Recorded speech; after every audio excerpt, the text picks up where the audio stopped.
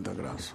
Bom, senhores, quando nós descobrimos o pré-sal pós-Passadina, então fizemos a nossa aquisição de Passadina antes da descoberta do pré-sal. Esse é um ponto importante, então não teve impacto. A estratégia de atuação da área internacional, ela, ela sofreu, ou ela é decorrência, a nossa velocidade e os mercados as áreas que a gente procura na área internacional é influenciada, sim, bem influenciada por esse espetacular descoberta que nós tivemos no pré-sal brasileiro. A área internacional continua importante, mais importante hoje do que foi há 2 ou 3 anos atrás. Hoje ela tem foco, e o nosso foco não é o downstream, não é refino, não é comercialização, não é distribuição, o nosso foco é a área de exploração e produção. É importante acumular reservas também em outros países. Com a palavra, o relator José Pimenta. Sobre a comissão de apuração da Petrobras, quais órgãos de controle investigam a compra de Passadina? Vossa Senhoria já apresentou na fase primeira o TCU, a CGU, a Polícia Federal, o Ministério Público Federal. A que conclusões chegaram? A Petrobras criou uma comissão interna de apuração. Qual o seu objeto? Qual a previsão para essa comissão terminar seus trabalhos? A que conclusões a comissão de apuração interna já chegou? O que pode ser antecipado pela Petrobras sobre isso? Se Passadina foi um negócio regular, por que todo esse interesse em investigar a compra? Senhor presidente do bloco. Com a palavra, a presidenta Graça. Bom, os órgãos de controle estão trabalhando, e nós trabalhamos para esses órgãos de controle, TCU, CGU e a Polícia Federal, e não emitiram conclusão sobre o assunto, e entendemos que não tenham concluído porque não emitiram nenhum posicionamento para a Petrobras. Criamos, sim, uma comissão interna de apuração, importante, porque acontece uma aquisição feita em 2006, e nós, no ano de 2014, muitos gerentes saem das suas áreas, diretores são substituídos, eu saio de uma posição, passo a ser a presidente da Petrobras, diretora da área internacional, uma responsabilidade ser presidente da Petrobras enorme, mas ser diretora da área internacional amplifica essa responsabilidade. Então, as pessoas já ocupando outros cargos, então nós entendemos, senhor relator, senhor presidente, que era importante que nós colecionássemos, integrássemos todas essas informações, né, todo esse questionamento que algumas vezes sai na imprensa, e o nosso grande objetivo é esse, são fatos e dados, e poder responder de forma segura a esses órgãos de controle. Essa é a grande questão, é olhar os processos, é olhar os dados, é registrar os números, é saber efetivamente aquilo que nós estamos falando, que nós estamos respondendo ao Senado, que nós estamos respondendo à imprensa, à sociedade brasileira. Esse é o objetivo que nós tivemos. Eu tenho uma pergunta aqui que eu acho que não respondi, se Passadina foi um negócio regular, porque todo esse interesse em investigar a compra de Passadina. Talvez pelo resultado, talvez pela crise mundial, a crise nos Estados Unidos, né, um mercado que era comprador, de repente várias refinarias fecham no ano de 2008, nós tínhamos um sócio e perdemos o sócio, por diversas razões.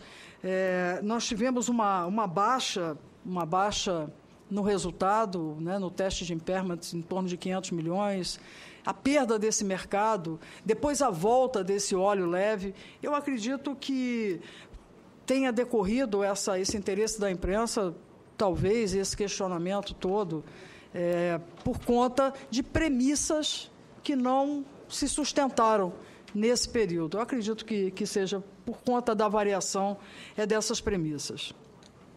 Senhor presidente, o item 57 já foi respondido na exposição, por isso eu vou saltá-lo. Passadina e Paulo Roberto Costa, item 58. Em entrevista ao jornal O Globo, de 26 de março de 2014, Vossa Senhoria disse que ficou surpresa ao descobrir que existia um comitê de proprietários de Passadina e que a Petrobras era representada nesse grupo pelo ex-diretor Paulo Roberto Costa. Como Vossa Senhoria justifica desconhecer tal informação? O comitê de proprietários funcionou? Quais eram suas composições e atribuições? Qual a participação de Paulo Roberto Costa nas negociações envolvendo a refinaria de Passadina? É esse, senhor presidente, o bloco.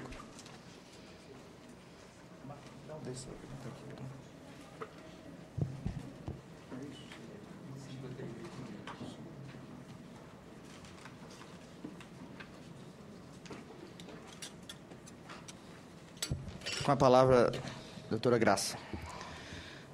Obrigada, presidente. Bom, em 2006, eu não era, quando teve a aquisição, eu não era diretora da área internacional, eu era diretora, não era diretora da Petrobras. Então, eu não fazia parte da diretoria e, logo depois, em 24 de setembro de 2007, eu passei a ser diretora de Gás e Energia. E esse assunto relativo ao comitê, ele não era um assunto reportado à diretoria. Então, eu acabei de chegar, era um assunto não reportado, eu realmente não teria como saber, uma vez que esse comitê ele ficou ativo, ele teve uma única reunião, já no ano de 2008, no âmbito da área internacional. E essa foi realmente a surpresa que tive, mas é absolutamente razoável a existência desse comitê, e ela faz parte do acordo de acionistas. E quando você tem 50% e 50%, e há ainda tantas discussões de um ativo recentemente adquirido, é correto e é bastante razoável que esse comitê existisse. Além do que, tinha um ponto que tornava ainda mais distante a atuação do comitê da Petrobras, das diretorias da Petrobras, o que facilitaria, naquela época que eu era diretora de Gás e Energia, conhecer a existência desse comitê. Quem indicou, né, o ex-diretor Paulo Roberto Costa, foi a PAI, a Petrobras América, porque se tivesse sido uma indicação nossa de diretores, do diretor da área internacional, teria passado na reunião de diretoria e eu saberia a tempo da existência do comitê. Mas é corretíssimo, é importante que houvesse, e esse comitê funcionou uma única vez.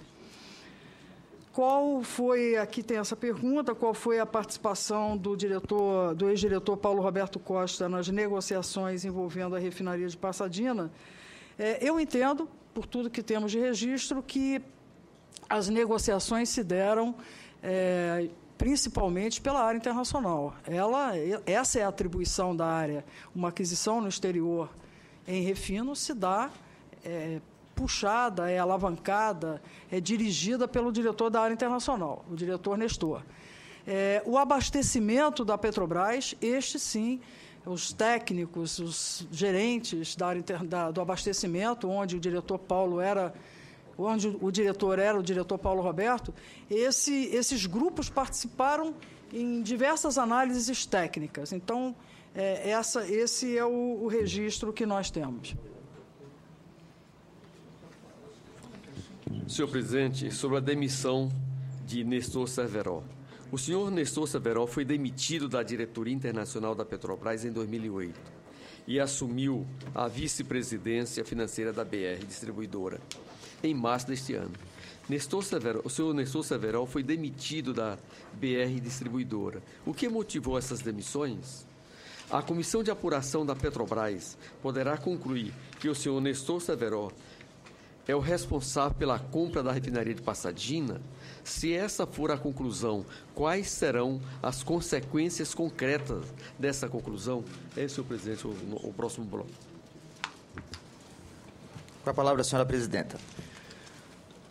Com relação ao nosso diretor, ao ex-diretor Nestor Severo, quando ele saiu da diretoria da área internacional para a BR Distribuidora, eu não fazia parte, eu não participava das reuniões do Conselho de Administração. Então, houve uma substituição do Nestor, ele saiu de diretor da área internacional para ser o diretor financeiro da BR Distribuidora. Eu não estava na reunião do Conselho e não participava do Conselho, como participo hoje como presidente, e, assim, deixou o Nestor a Petrobras e seguiu para a BR Distribuidora. Na saída do diretor Nestor da BR Distribuidora, eu estava presente na reunião do Conselho de Administração e, como foi relatado pelo nosso presidente do Conselho, o ministro Guido Mantega, ele colocou numa reunião, ou numa audiência recente dele, que a saída do Nestor se deveu ao desgaste desse assunto Passadina e que passava também pela atuação do diretor. Então, essa foi o entendimento do Conselho, que o desgaste era bastante grande e que, por isso, o diretor deveria deixar a posição de diretor financeiro da BR Distribuidora. Sobre a refinaria de Okinawa.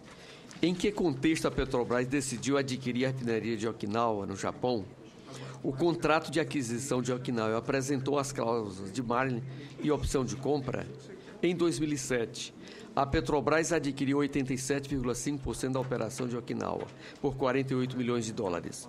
Há notícias de que, em abril de 2010, a sócia Sumitomo, que tinha preservado sua participação de 12,5% no negócio, exerceu a cláusula opção de saída para vender a participação. Quanto a Petrobras pagou por esses 12,5% restantes? Quanto essa transação foi concluída? Qual foi o investimento efetivamente realizado pela Petrobras na planta de Okinawa até o momento? Há planos de novos investimentos? Existia comitê de proprietários em Okinawa? Quem compunha esse comitê? Quais foram as deliberações deste comitê? A Petrobras pagou 48 milhões de dólares por 87,5% de uma refinaria que possui a mesma capacidade de processamento de Passadina, de 100 mil barris por dia. A compra de 50% da refinaria texana, no entanto, custou 190 milhões de dólares, se descontado o valor de 170 milhões pagos por estoques na primeira etapa de aquisição. As aquisições ocorreram com apenas um ano de diferença entre 2006, Passadina, e 2007, Okinawa. O que justifica uma diferença de preço tão grande entre dois empreendimentos que possuem a mesma capacidade de processamento? São essas, senhor presidente, a pergunta desse bloco.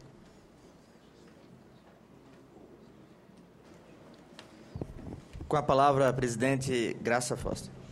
Senhor presidente, senhor relator, eu queria pedir um minuto para fazer um ajuste na minha fala, porque devem ser os nossos empregados da Petrobras que estão me assistindo aqui. Eles me passaram aqui, eu não, imagine que sejam, né? Nós somos muito orgulhosos do que temos, né? Então, está assim, presidente, corrigir. O prêmio foi para Passadina e não para a Astra. Então, está corrigido. Eu devo ter cometido um lapso verbal. O prêmio que recebemos recentemente na área ambiental foi para Passadina, certo? Uma empresa 100% Petrobras. E eu preciso parabenizar, e eu parabenizei os empregados de Passadina. Eles estão me assistindo e pedem que eu faça esse ajuste na minha sala. Os parabéns, evidentemente, que a diretoria da Petrobras os parabeniza. Com relação às aquisições outras, senhor relator, refinaria de Okinawa veio junto com refinaria de Passadina, seguindo exatamente a mesma proposta, o mesmo princípio, crescer em refino no exterior, também uma refinaria de 100 mil barris, num mercado bastante diferente do mercado americano.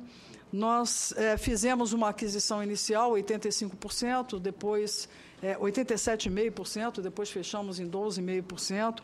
No caso de Okinawa, não havia a cláusula Marlim.